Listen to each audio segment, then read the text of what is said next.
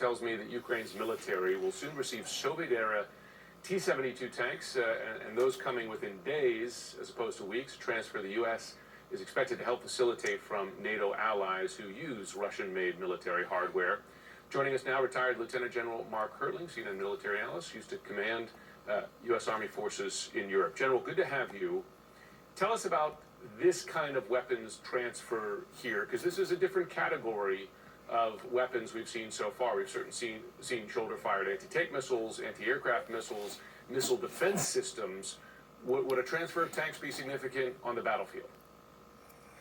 I believe it would, Jim, and for this reason and this reason only. You're going to have probably some major fights, not only in the Donbass, but in the northeast, southeast, and maybe even in the south. You're going to be required to have tank-on-tank forces. The tank brings a quality all of its own to the battlefield, and even though it's the same kind of equipment that Russia has, the tanks they're going to be getting probably, and I'm making a guess on this, probably from Slovakia, the Czech Republic, and Poland, who all have those tanks. They've all been what the military calls upgunned.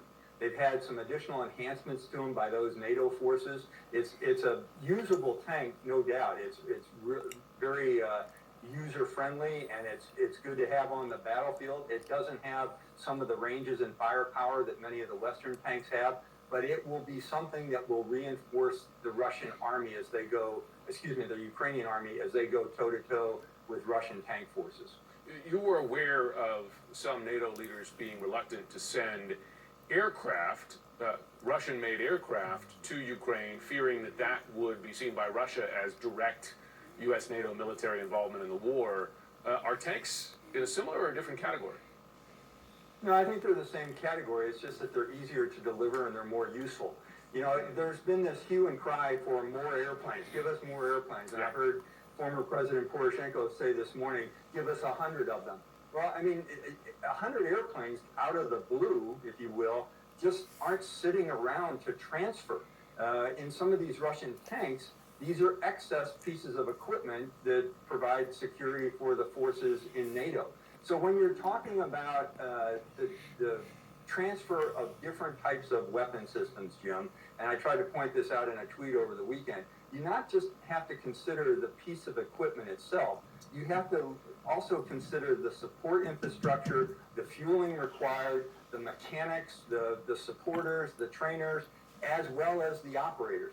So when you're talking about lots of airplanes, it requires the technology and the technical support to those airplanes that are being delivered. Some of the more modern aircraft that Ukraine is requesting, it's not that the Ukrainians couldn't fight in them. It's just, do they have the individuals that have been trained to care for them, to refuel them, to put bombs on board, takes different types of weapon systems. So all of those things have to be part of the consideration of the transfer of weapon systems. With the T-72, the Ukrainian army already has T-72s. It's relatively easy. They know the tank. Yeah. And that's a big part of it. And I've been told, by the way, as far as aircraft are concerned, that the existing aircraft Ukrainians have, they're not flying actually that many sorties per day. I want to ask you, based on what we're seeing now out of Bucha, both the images but also eyewitness accounts from people who live there and our own teams on the ground. This is not new, sadly. Russia has a similar doctrine of brutality that we saw play out in Chechnya. We saw it in Syria, too. How is Russia held accountable this time, given that the UN Security Council will be frozen because Russia has a veto there? What can the U.S. do, NATO do, what can the world do to impose some consequences?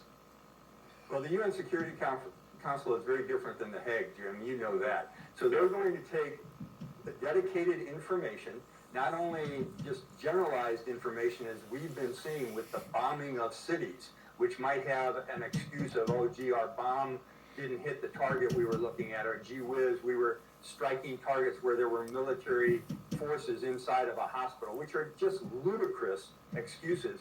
Now you're going to see firsthand accounts. You're going to see those who have been tortured. You're going to see relatives of those who have been killed. You're going to hear from people who were there when it happened. The kind of atrocities that occurred in the Balkans during that war in Srebrenica. You're going to talk about Putin being a Milosevic-type character, where not only did he order the things that are happening, but he condoned them by his top military leaders. And by the way, the top military leaders didn't do the things required in the IRR. There's a very clear definition of war crimes. It's anyone who orders, deliberately commits, or aids and abets others are responsible for those war crimes.